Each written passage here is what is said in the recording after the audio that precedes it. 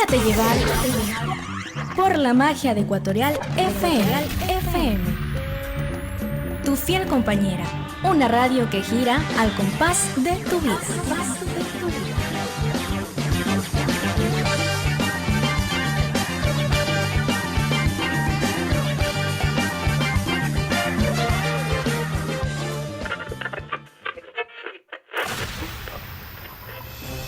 Hola, soy Cristian Salinas. Te invito este y todos los lunes a las 9 de la mañana al programa Argumentos. Tenemos la responsabilidad de sacar nuestro país juntos adelante. No lo defraudaré. Nosotros lo representamos a ellos. Argumentos. Con las voces de los personajes que protagonizan los hechos históricos de Ecuador y del mundo. Argumentos. Aquí, en Ecuatorial FM, la radio del Paralelo Cero. Te esperamos.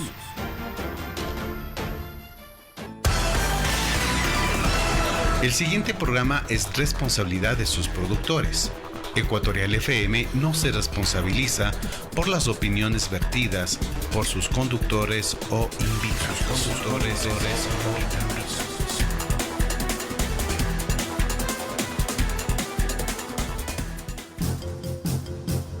Ecuatorial FM presenta.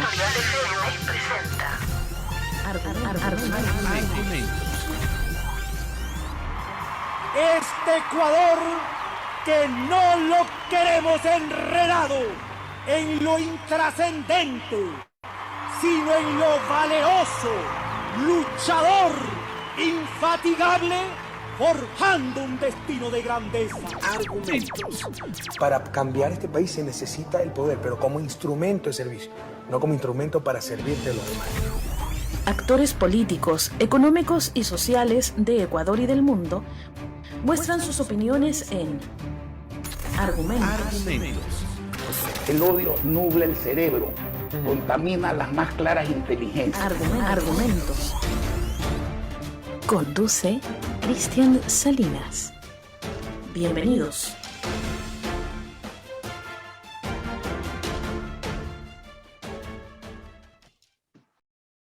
Buenos días, muy buenos días, muy buenas tardes, muy buenas noches, amigos, amigas internautas de Ecuador y del mundo que a esta hora se dan cita aquí a este encuentro semanal con el programa Argumentos que se transmite desde Quito, Ecuador, la mitad del mundo a través de las plataformas digitales de Ecuatorial FM, la radio del Paralelo Cero. Les recordamos que este programa está siendo transmitido por el Real Audio de Ecuatorial FM, así como también a través de sus plataformas de Facebook y YouTube, para que puedan observar, apreciar y escuchar las entrevistas que aquí se desarrollan en diferentes momentos, en forma diferida, como ustedes gusten. Como siempre, con ustedes, soy Cristian Salinas, quien les acompañará en los próximos 45 minutos y, desde luego, con la compañía de mi amigo y colega Juan Carlos Figueroa. Juan Carlos, muy buenos días. ¿Qué tal? ¿Cómo estás? ¿Qué tal, Cristian? Amigos, tengan ustedes una excelente mañana. Pues una mañana soleada, ¿no? Ya vamos varios días así, aunque en el sábado nos sorprendió en la capital de la República con una fuerte granizada, ¿no? Y esperando también que todos hayan podido festejar y pasar tiempo ameno con sus madres, en familia, tratándose de recrear y viviendo momentos positivos que tanta falta ya nos hace al país, ¿no?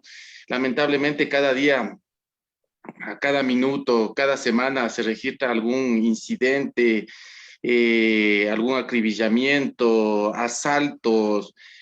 Siempre hay algo de qué hablar, lamentablemente, en forma negativa en nuestro país, y pues estos momentos de esparcimiento a veces hay que tratar de aprovecharlos lo más posible con nuestros familiares. En fin, justamente de todo esto es lo que vamos a hablar en pocos minutos con nuestro invitado, y pues te doy el paso, Cristian, para que lo puedas presentar. Claro, en esta ocasión vamos a hablar un tema que la hemos titulado Asamblea en Crisis. Los asambleístas buscan la disolución o ayudar a evitar el trámite de la revocatoria del mandato del presidente Lasso, justamente. resucita nuevamente el tema de la muerte cruzada. Por otro lado, se está convocando justamente en Guayaquil una reunión de una coordinadora política social en la que se establece la recolección de firmas para justamente la revocatoria del mandato del presidente Lasso. Bueno, varias circunstancias que van girando en torno a una inestabilidad política que se está evidenciando en los últimos, no sé si meses o en los últimos años aquí en nuestro país. Y para esto hemos invitado al doctor Napoleón Saltos. Él fue asambleísta, ex asambleísta por Pachacutic. Él es consultor y experto en temas jurídicos. También es catedrático universitario. Doctor Saltos, muchas gracias por su presencia aquí. Su saludo a la audiencia de Ecuatorial FM.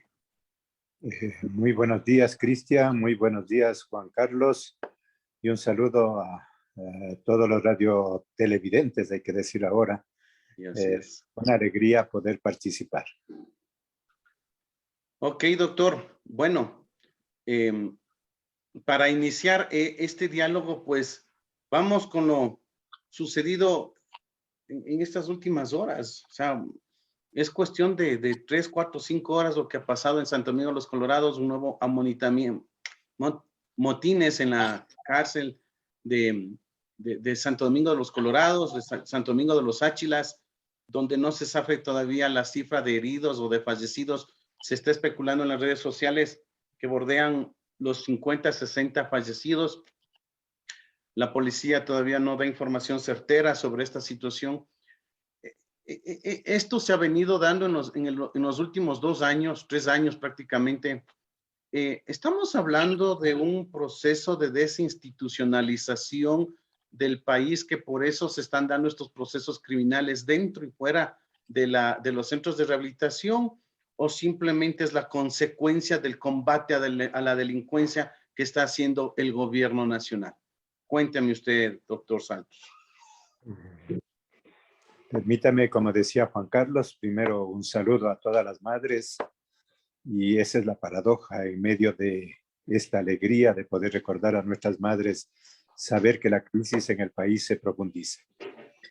Esta reproducción de amotinamientos, de violencia en las cárceles, y que se extiende también al control de territorios, lo que expresa es 2 realidades. Una, el debilitamiento del Estado, la incapacidad del Estado de cumplir una de sus funciones fundamentales, que es detentar el monopolio de la violencia física legitimada, es decir, tener el monopolio del uso de las armas, tener el monopolio del control de la violencia bajo la norma.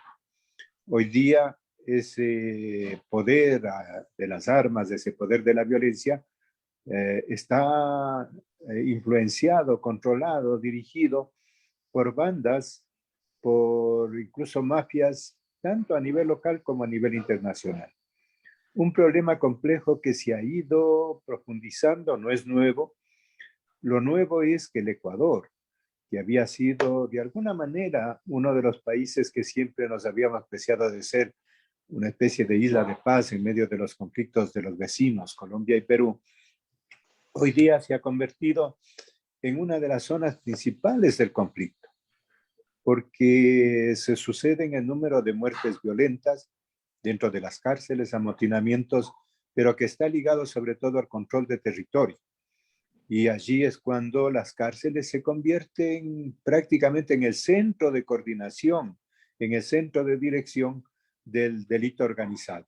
Y el Estado se va debilitando. ¿Por qué decimos esto? Porque los organismos encargados de la primera línea de vigilancia, como son la policía y las Fuerzas Armadas, han empezado a ser contaminadas por este tipo de poder.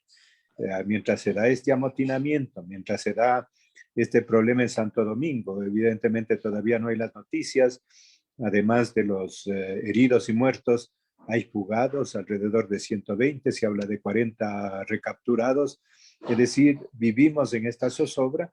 Mientras se dan esos hechos, ¿qué pasa con la institucionalidad?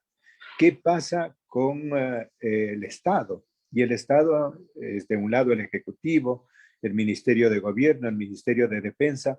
¿Qué pasa con las propias Fuerzas Armadas? ¿Y qué pasa con la policía? creo que allí tenemos un panorama bastante difícil que tocará afrontar no como un hecho coyuntural, sino como un hecho estructural. Exactamente, doctor, como usted mencionaba.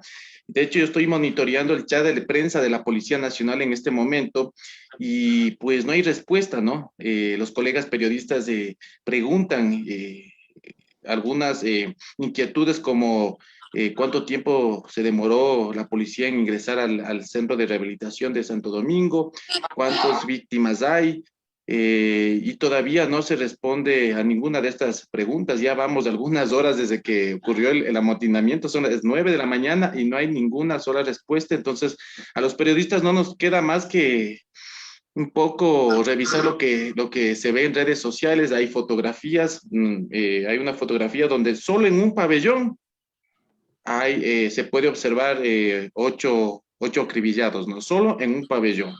Entonces, es increíble la falta de respuesta de la Policía Nacional.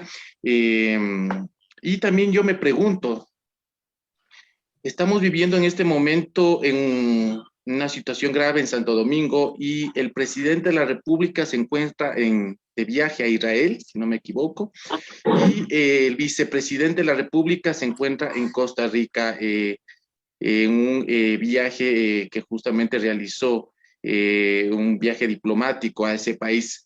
Estamos no hay Estado, no hay gobierno, no hay quien tome las riendas, y justamente ayer, a manera de broma en las redes sociales, se decía, ¿y quién está a cargo del país? Y por ahí decían los choneros o los lobos, y resulta que en la madrugada ya nos dieron la respuesta. Uno de los problemas que estamos viviendo es precisamente este debilitamiento de la institucionalidad estatal. El problema afecta al conjunto de la institucionalidad. Ya no podemos hablar únicamente de una crisis a nivel de ejecutivo. Está afectando al propio legislativo, a la justicia, a los organismos de control. Entonces nos acercamos a un límite que es peligroso. La desconstitución de la red institucional del Estado, como he señalado, incluso está rebasando niveles que anteriormente no habíamos visto. Las Fuerzas Armadas siempre han sido una de las instituciones que más credibilidad han tenido en el país, pero ahora con acontecimientos graves que no han sido aclarados, lo de Don Nasa, lo de los radares, etcétera. Y del otro lado, acaba de suceder un hecho que tampoco ha sido esclarecido por la policía. La caída de esta avioneta en la que iba uno de los altos exmandos de la policía acompañando la salida de uno de los delincuentes precisamente de estas bandas, preocupa porque, veamos, yo hablaba de una primera línea. En el control de la violencia hay varios papeles de la institucionalidad, pero la primera línea, ¿a quién corresponde? A la policía y las Fuerzas Armadas. Entonces, si la policía y las Fuerzas Armadas están contaminadas,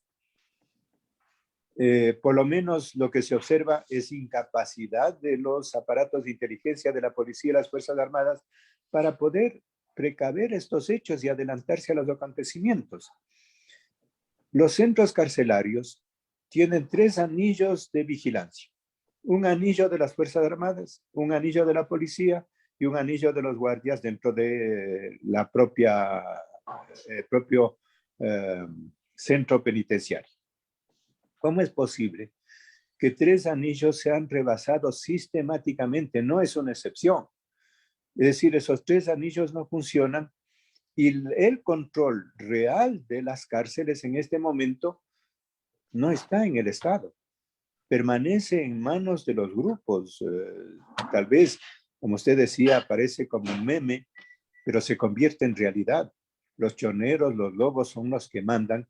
Y lo grave es que no solo significa una operación dentro de los centros penitenciarios, sino que esto tiene influencia de control y la guerra se traslada al control de territorios en los barrios de Guayaquil o en Manabí como los centros permanentes de este conflicto, que expresan que la lucha no es únicamente de bandas locales, sino incluso bandas internacionales con influencia del narcotráfico y otro tipo de tráfico, tráficos de personas. Este es el riesgo, el punto límite al cual estamos llegando, y no hay una orientación política, el vacío de conducción que ya se observa en economía, que se observa en otros temas de carácter político, es mucho más profundo cuando se da en el campo de la seguridad. No hay un comandante de las Fuerzas Armadas, está de viaje, no hay un subcomandante, el vicepresidente está de viaje, y en la práctica ni el Ministerio de Defensa, acaba de renunciar su anterior ministro, y ni el Ministerio de Gobierno que tiene a su cargo, o el Ministerio ahora del Interior, que tiene a su cargo esta responsabilidad, presentan una línea de dirección para empezar a afrontar este problema que, como he señalado, si bien se agrava coyunturalmente, es un problema estructural que viene desde atrás.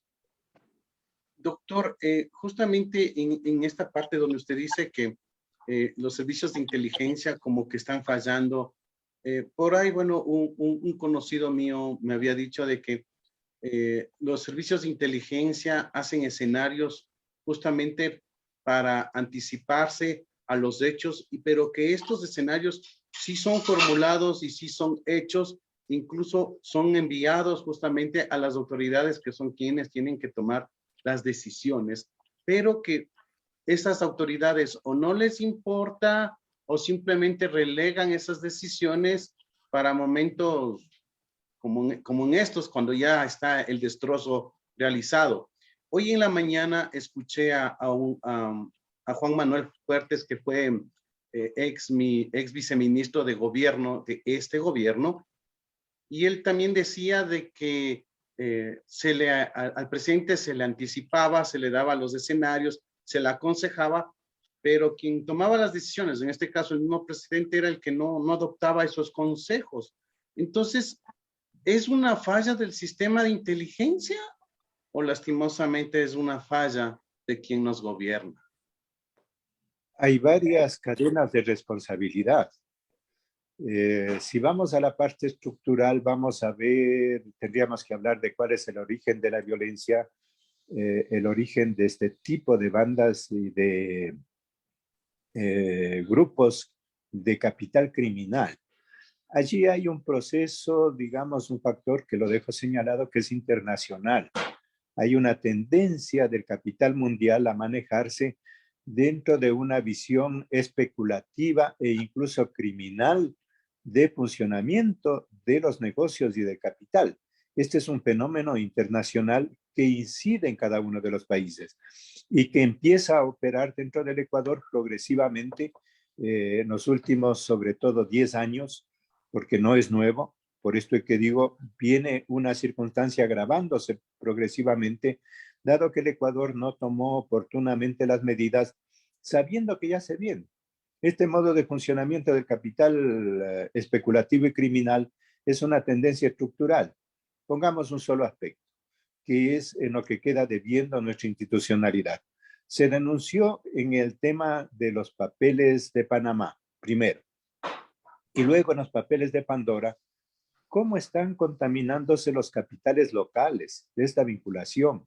Los paraísos fiscales son uno de los eslabones de contaminación de este tipo de influjos del funcionamiento de la economía mundial. Pero desgraciadamente aquí no hay capacidad ni de la Asamblea ni de los organismos judiciales para poder cortar ese tipo de ligazones, ese tipo de manejos corruptos, pero que tienen efectos de su vinculación y de su influjo criminal.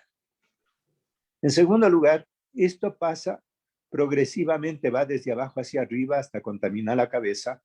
Y en el caso de la política, recuerde que en el último proceso electoral, uno de los vocales, que ahora es gran asesor del gobierno de Lasso, doctor Verde Soto, denunció cómo, sobre todo en las zonas limítrofes, ya el capital de narcotráfico influenciaba para las candidaturas. Y algunas de las candidaturas locales están contaminadas y son influidas. Basta ver el nivel de presupuestos que se gasta para ciertas alcaldías.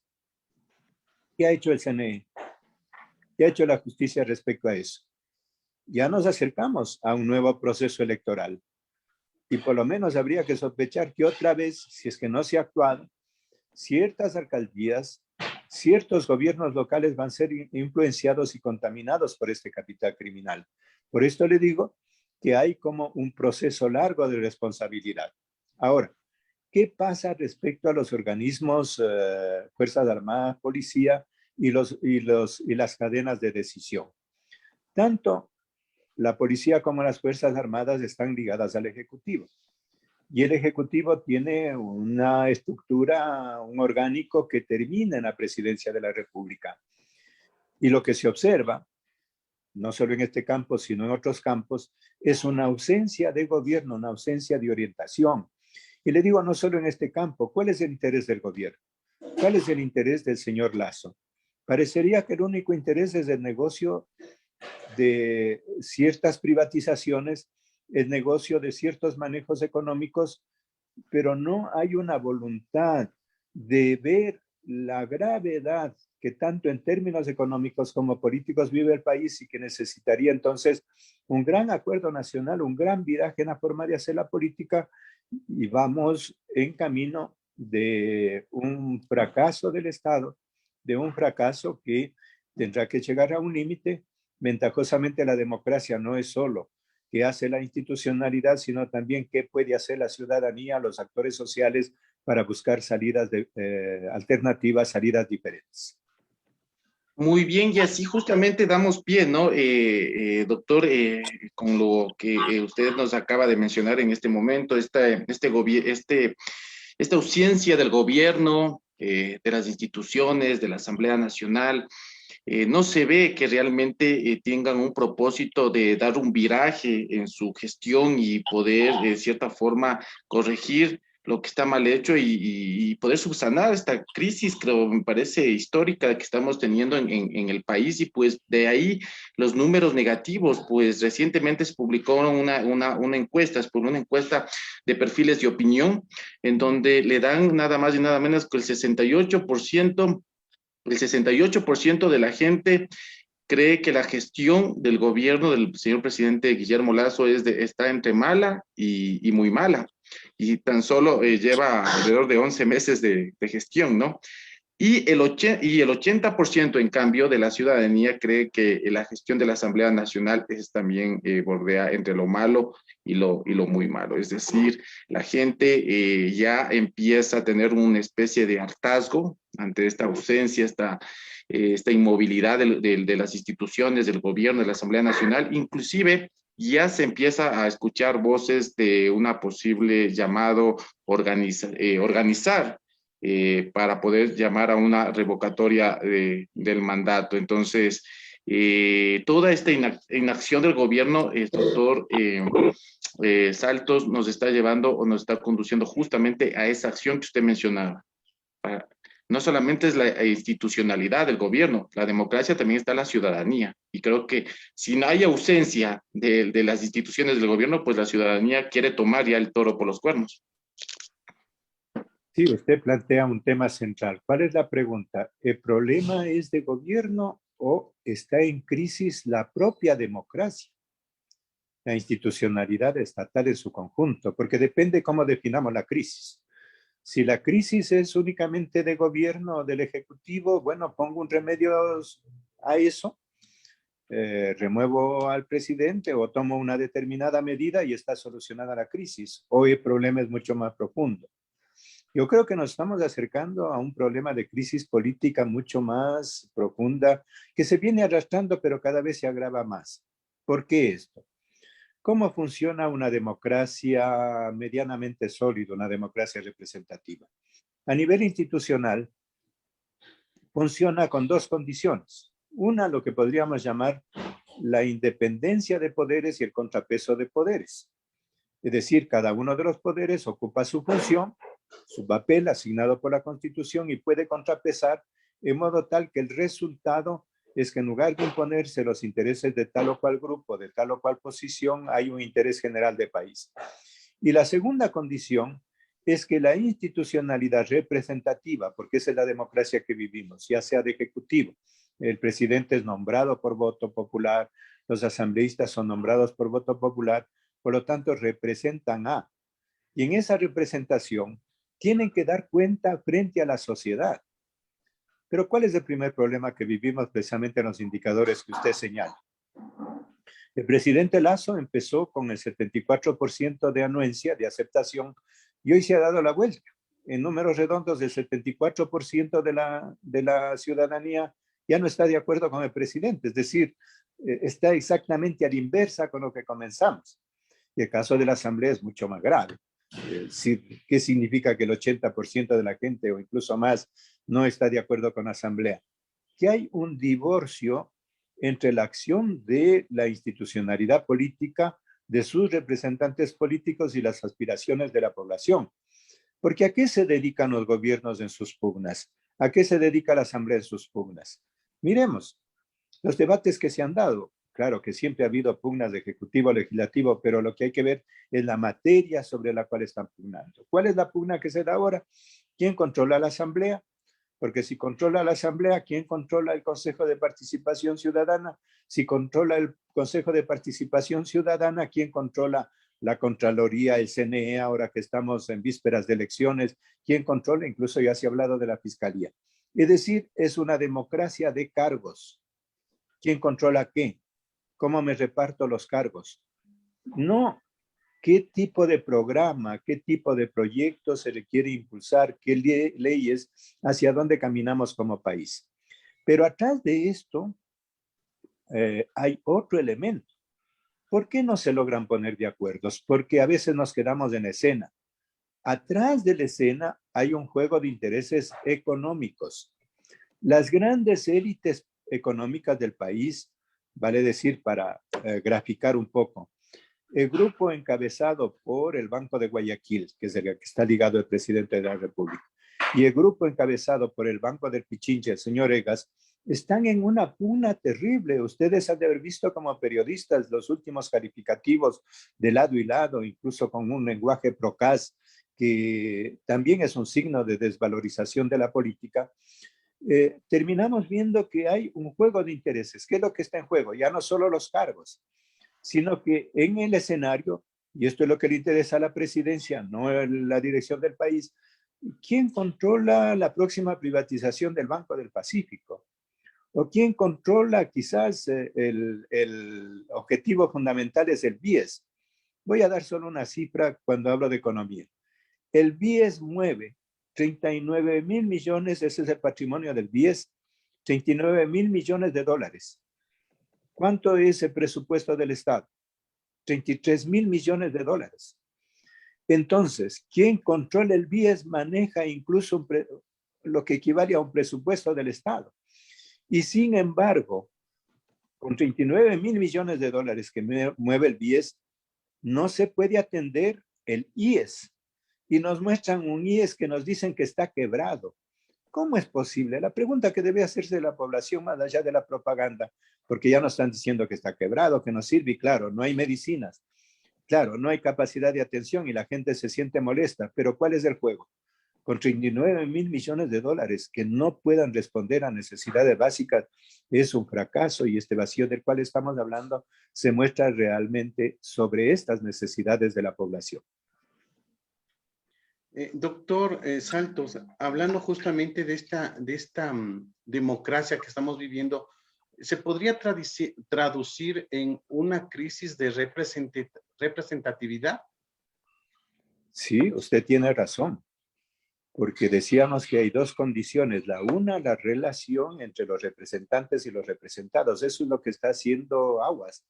Eso es lo que ha entrado en problemas y se muestra en la percepción que tiene la población, en los índices de desaprobación alto con los que llegan a Ejecutivo y Legislativo. Pero además de esa relación, está en la propia calidad de la representación. ¿Qué pasa si es que vemos lo que decíamos, la fortaleza de las funciones, que ocupen sus propias funciones y hay un contrapeso de poderes? ¿Qué pasa con la Asamblea? Ya hemos dicho del Ejecutivo en dónde está. Pero ¿qué pasa con la Asamblea? ¿Cuál fue la voluntad popular de las últimas elecciones? Estábamos acostumbrados en el periodo de Correa a que haya un control vertical. El Ejecutivo controlaba el Legislativo, los organismos de control, y había una crítica, se decía, no, eso es un problema porque es un autoritarismo. Ya, dejémosle ahí eso. ¿Qué dijo la ciudadanía en las últimas elecciones? Pasó a un sistema multipartidista. En este momento, dentro de la Asamblea hay 5 bloques. ¿Qué estaba diciendo la ciudadanía? Que quería un tipo de democracia en donde estos 5 bloques se pongan de acuerdo, no a sus intereses particulares, sino a un proceso de país, a pensar el país a 5 a 10 años. No hay esa tendencia. Pero dentro del Congreso, dentro de la Asamblea, no hemos tenido, la Asamblea en este año no ha logrado constituirse. Recordemos que empezó primero con una propuesta de una alianza tripartita entre Creo, UNES y Partido Social Cristiano. Esa fue la primera propuesta que hubo, apenas se posesionó el presidente, pero esta fracasó. ¿Por qué fracasó? Porque la opinión pública tuvo la capacidad de transparentar cuáles eran los intereses, legítimos o no, pero digo, hay que saber ver esos intereses. UNES había planteado una comisión de la verdad, que sigue planteando, con objetivos respecto a procesos judiciales, respecto a sus principales líderes. El Partido Social Cristiano planteaba el control de los organismos de control, vale repetir la palabra, de la CNE, de la Contraloría, y el partido de gobierno estaba canjeando ese tipo de política con lo que llamaba la gobernabilidad.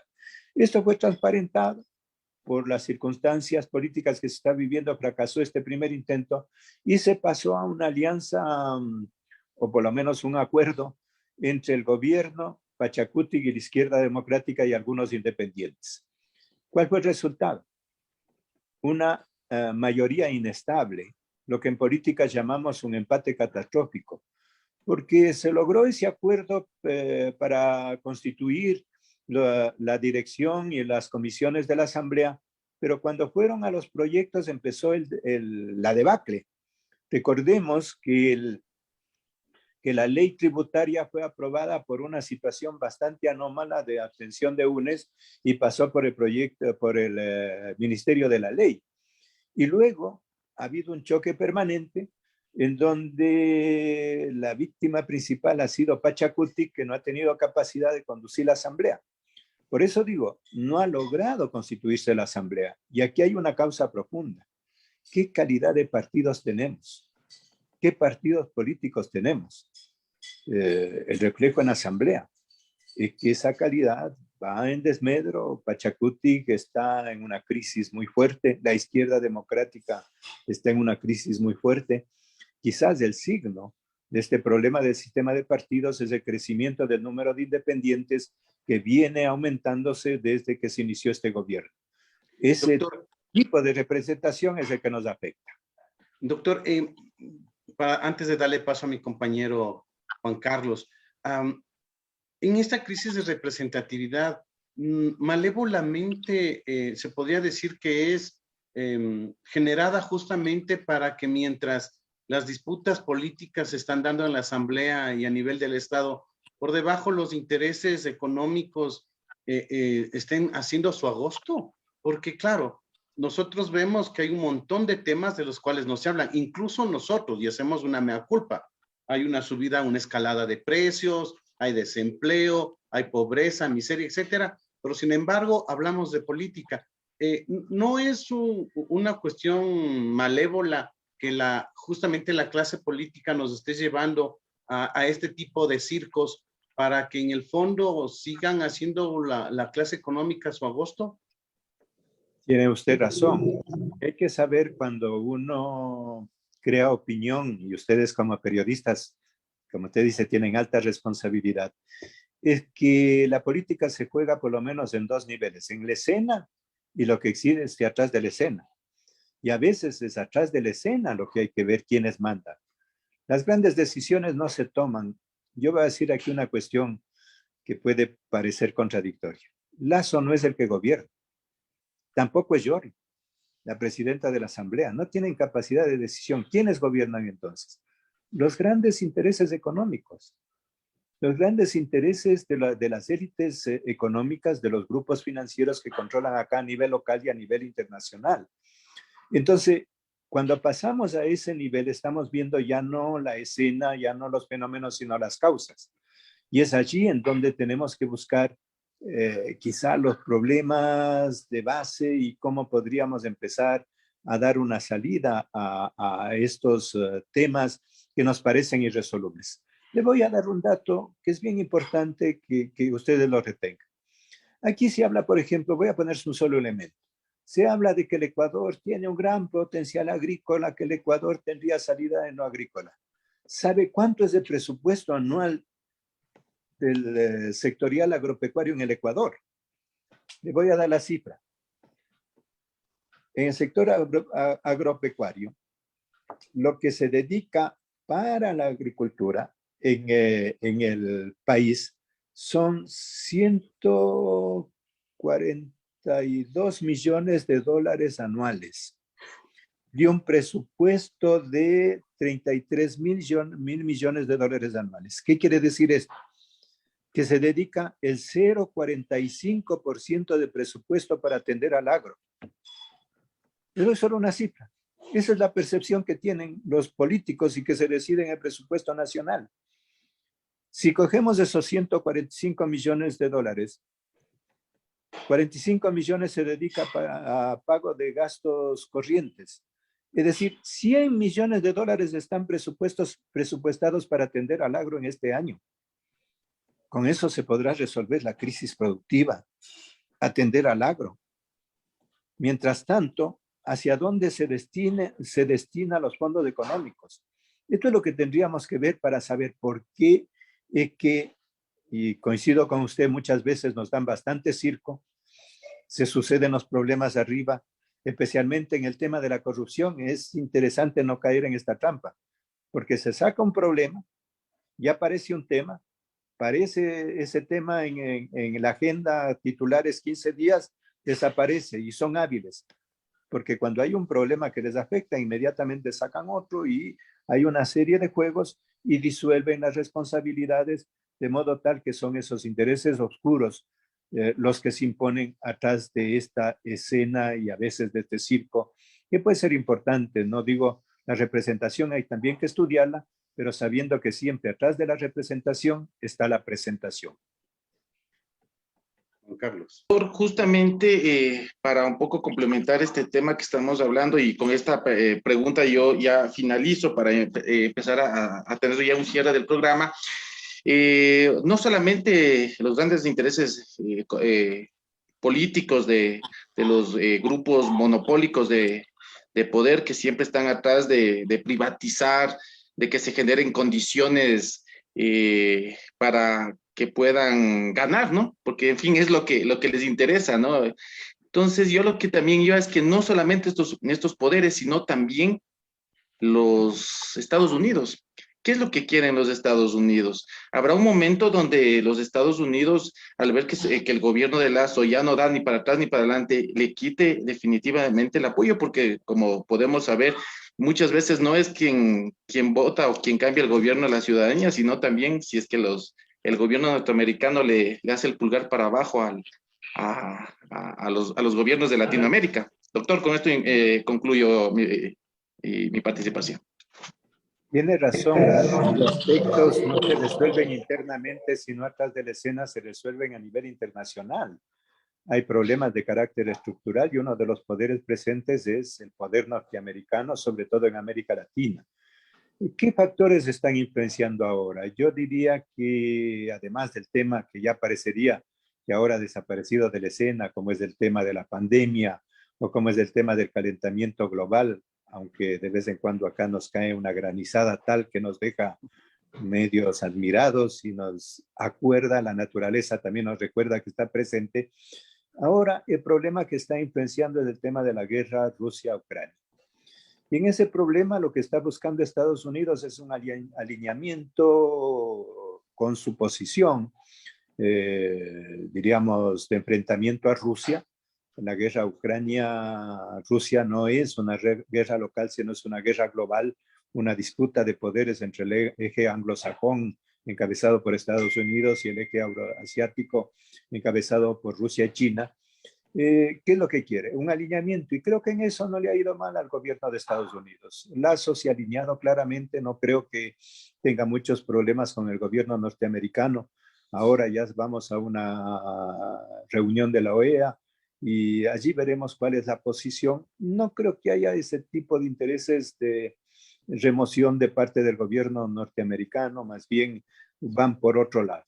Parecería que también en este aspecto el gobierno de Lazo intentó, no sé si continúe, una relación también con el otro eje. Recuerde que viajó, uno de los pocos que viajó a China en forma directa, de modo que busca mantener como esa doble relación. La política internacional del gobierno también ha sido una política más bien referida a sus intereses económicos, no hay una política general. Y no se trata esto de decir que el Ecuador es un país pequeño. Yo solo quiero recordar una cosa. Recuerden a Jaime Roldós Aguilera. En una crisis internacional similar de gravedad como la que ahora estamos viviendo, se instauró lo que se llamó la doctrina Roldós de resolución pacífica de los conflictos. Y tuvo liderazgo el Ecuador. Hoy día ni siquiera asoma. No tiene posibilidad, únicamente alza la mano y no tiene capacidad de iniciativa. Y creo que ese poder, en cambio, sí se maneja en relación a otros aspectos del tema petrolero, por ejemplo, habría que observarlo cómo está jugando respecto al manejo internacional. Doctor, le agradecemos por su presencia y yo con esta también pregunta para culminar el programa y poder continuar con nuestras actividades. Doctor, la muerte cruzada que le volvió a resucitar el presidente Lasso en una entrevista en Loja y la revocatoria del mandato, ¿cuál de estos dos procesos, digamos que de acuerdo a su visión, son los más pragmáticos en los actuales momentos? Porque la muerte cruzada es cuestión de una firma de un decreto y la revocatoria del mandato es un proceso mucho más largo que puede tomar más allá de 6 meses. Sin embargo, ¿cuál de estos dos tentativos procesos son los que podrían, entre comillas, solucionar la problemática política del país? Empecemos ampliando el concepto de democracia. La democracia es lo que sucede en la representación, es decir, en el funcionamiento de la institucionalidad, pero la democracia es también qué pasa en los representantes. Y creo que empieza a haber un proceso político de descontento, como se han planteado aquí en las encuestas, en opinión, y es de esta acción social la que puede abrir cauces propios para ver hacia dónde puede ir el funcionamiento institucional. Allí hay muchos cauces que pueden tomar autonomía. Esta es una de las opciones. Tomar autonomía precisamente de esta crisis de representación de los partidos políticos en su conjunto, sea el gobierno, sea el Partido Social Cristiano, sea UNE, sea Pachacuti, Izquierda Democrática, los 5 bloques que están actuando y buscar un cauce diferente. Eso está en el tapete, hay iniciativas. Voy a tomar un ejemplo. Aquí en el caso de Pichincha, hay una iniciativa de una consulta para declarar a la provincia de Pichincha libre de minería. Ese es un tipo de iniciativa ciudadana y en ese camino, recuerde lo de Cuenca, bueno, hay una serie de iniciativas. ¿Qué pasa a nivel institucional? Este tipo de remedios que se está tomando, en lugar de consolidar institucionalidad, la debilita. Recordemos que en estos días se ha judicializado toda la política. En la asamblea, la presidenta Llori primero pidió el amparo, ahora pide que se le desenjuicie a 91, 93 asambleístas. Es decir, se rompe esa autonomía. ¿Qué pasa con la muerte cruzada? La muerte cruzada tiene que plantearse, va a la Corte Constitucional, la Corte Constitucional califica y allí habría un problema, porque ¿cuáles serían los argumentos? ¿Cuáles serían los argumentos para dar paso a la muerte cruzada? Pero estructuralmente, o por lo menos como tendencia política, parecería que dentro del gobierno no hay acuerdo, porque sabe el gobierno que con este descontento que hay, dado que después de 4, 5, 6 meses de administración bajo decreto ejecutivo, tendrá que ir a elecciones. ¿Podrá regresar el señor Lasso en una nueva elección? ¿Podrá ser reelegido? Entonces, este es el cálculo que están haciendo. ¿Cómo perderían pan y pedazo, como se dice vulgarmente en este juego? Y la revocatoria del mandato se mueve más o menos en el mismo terreno, convirtiendo a este en un tema de crisis de gobierno que ya hemos vivido. Mire, y por experiencia le digo, ya hemos cambiado 3 gobiernos. Y ojalá, si es que la ciudadanía se pronuncia, sea un remesón. Pero en realidad, el problema es qué viene después. El problema no es solo de representación. ¿Qué programa necesitamos? ¿Cuál es el programa y el proyecto de país? ¿Cómo generamos una línea, ojalá con fuerzas políticas, ojalá con centros de opinión, para pensar el país a 5 a 10 años? Si no damos ese viraje, vamos a salir de tumbo en tumbo hasta que haya una situación crítica mucho más extrema. Bueno, vamos a ver cómo se va escribiendo la historia de nuestro país en estas próximas semanas. Doctor Saltos, le agradecemos por su presencia aquí en el programa Argumentos Ecuatorial FM. De igual manera, esperamos poder seguir dialogando sobre este y otros temas aquí en Argumentos. Un fuerte abrazo, doctor. Muchas gracias por su participación. Muchas gracias. Mi parte, igual también agradezco a todos los internautas por habernos seguido en este programa de este día lunes. Antes de despedirme, solo dar el dato, ¿no? No solamente ya hay el tema de los posibles muertos que pudiera justamente o que desemboca en el tema de la crisis que se está viviendo carcelaria allá en Santo Domingo, sino que también hay reos que se han dado a la fuga. Y todavía no hay respuestas tampoco ni de cuántas víctimas ni de cuántos reos se han fugado de este centro. Solamente hay un video donde captan algunos reos escapándose por la maleza ya en Santo Domingo de los Áchiros. Bueno, esperemos que se pueda dar respuesta inmediatamente por parte de las autoridades a esta crisis carcelaria que se está viviendo en Santo Domingo. Eso es todo por este día y pues amigos, que tengan un excelente inicio de semana. Muy buenos días. Gracias, amigos. De mi parte también me despido. Estuvimos con ustedes Cristian Salinas y Juan Carlos Figueroa. Les esperamos la próxima semana con más de Argumentos. Un fuerte abrazo. Ecuatorial FM presentó. Argumentos. Este Ecuador que no lo queremos enredado en lo intrascendente, sino en lo valeroso, luchador, infatigable, forjando un destino de grandeza. Para cambiar este país se necesita el poder, pero como instrumento de servicio, no como instrumento para servirte a los demás. Actores políticos, económicos y sociales de Ecuador y del mundo mostraron sus opiniones en Argumentos. El odio nubla el cerebro, contamina las más claras inteligencias. Argumentos. Estuvo con ustedes Cristian Salinas. Hasta la próxima semana.